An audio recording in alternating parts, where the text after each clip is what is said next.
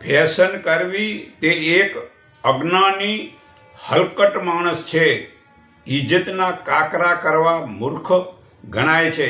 પણ હાલમાં બધાને તે ફેશનનું ભૂત એવું વળગ્યું છે તે ભૂતનો વળગાડનો ભૂપો મળતો નથી.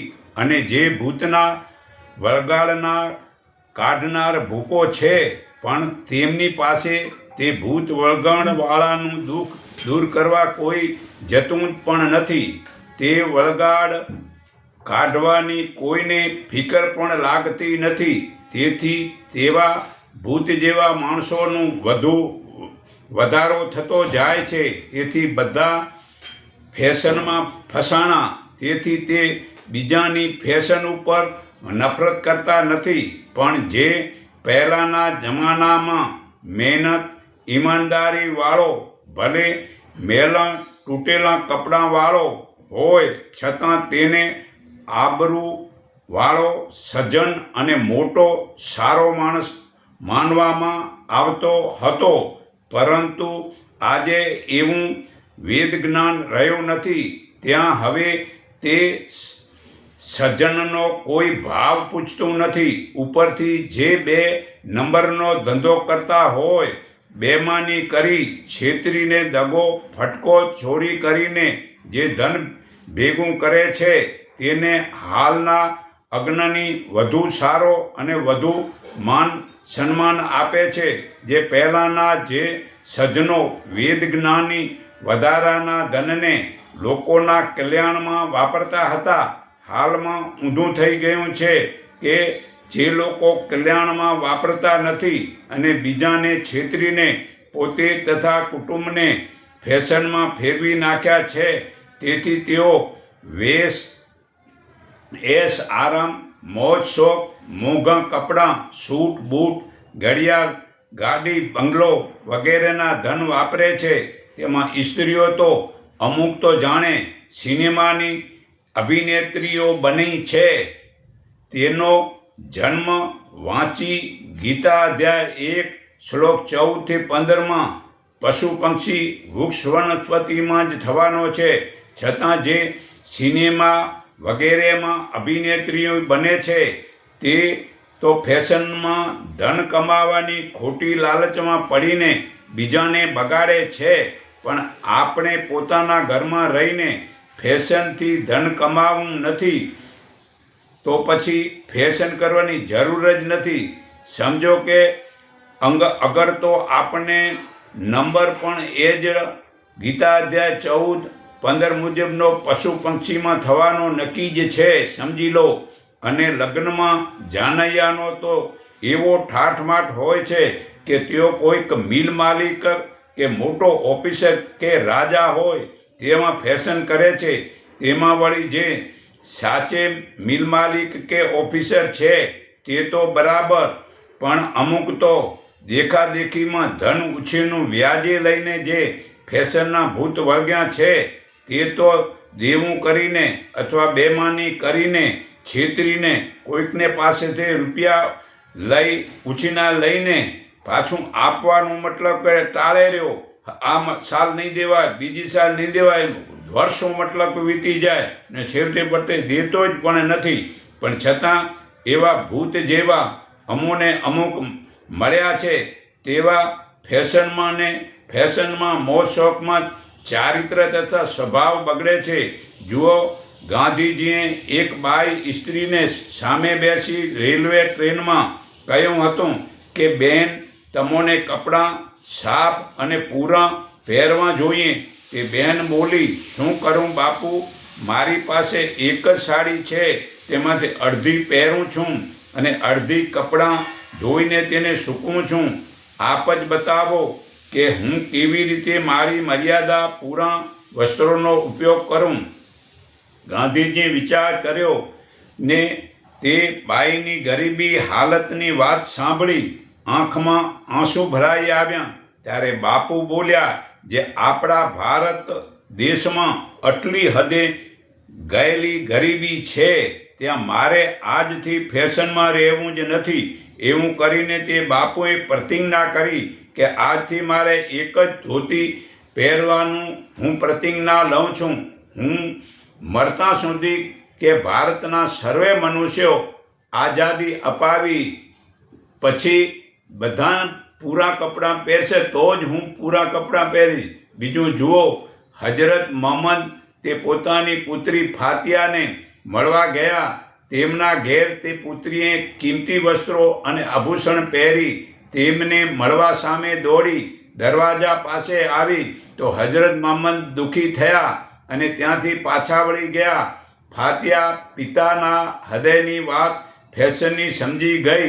તેણે પોતાના બધા જ કિંમતી વસ્ત્રો અને આભૂષણો બાંધીને પિતા પાસે પહોંચાડી દીધા. પિતાએ તે ધનને ગરીબોમાં વેચી દીધું. પછી પોતાની દીકરીને મળવા તેના ઘેર તરફ ચાલી નીકળ્યા.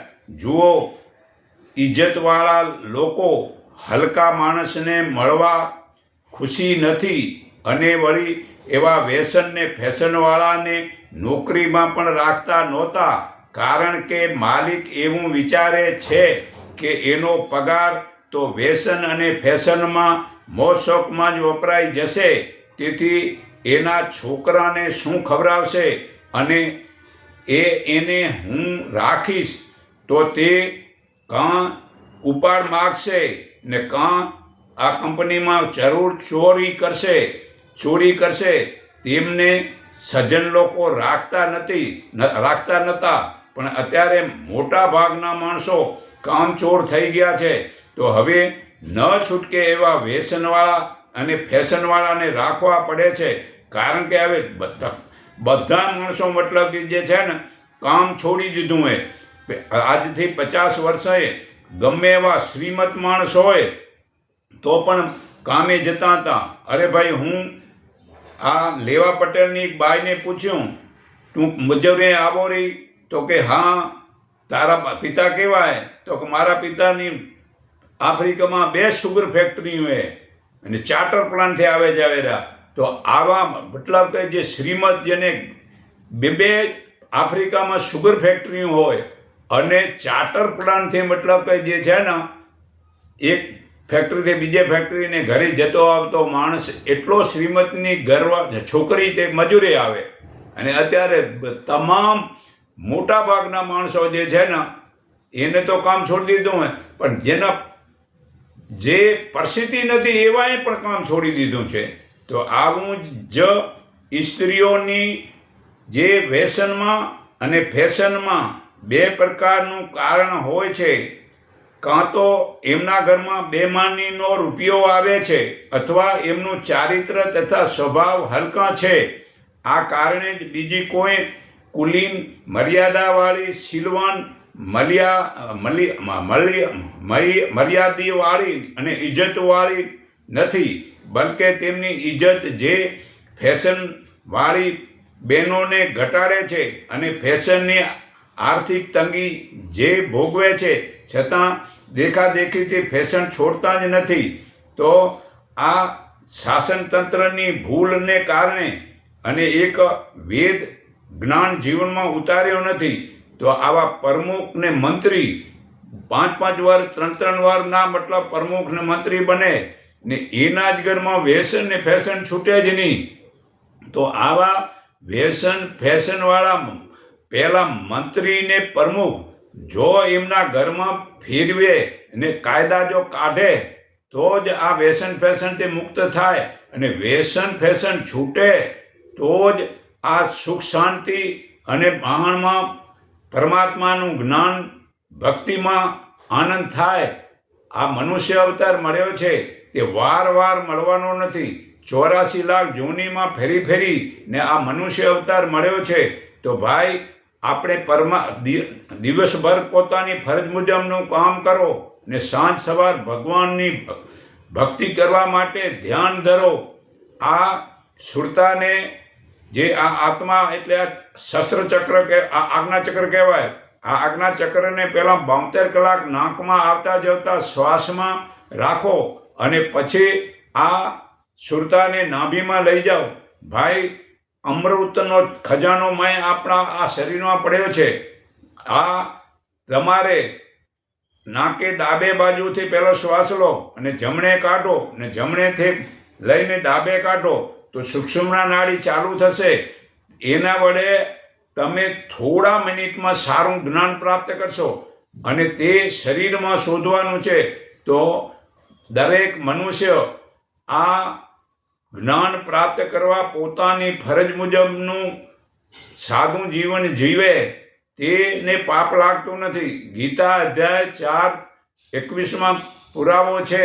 હે અર્જુન, તું મન અને શરીરને વશ કરી જીવન નિભાવ. જેટલું જો ઘરમાં ધન આવશે તો પાપ નહીં થાય એવું બતાવેલું છે. તો હું સર્વના હૃદયમાં રહેલા પરમાત્માને હું મારા હૃદય ભાવથી નમન કરું છું. એકને ઓળખો, એકને માનો, એક સંઠીન બનો. એટલું કહી હું મારી વાણી વિરામું છું.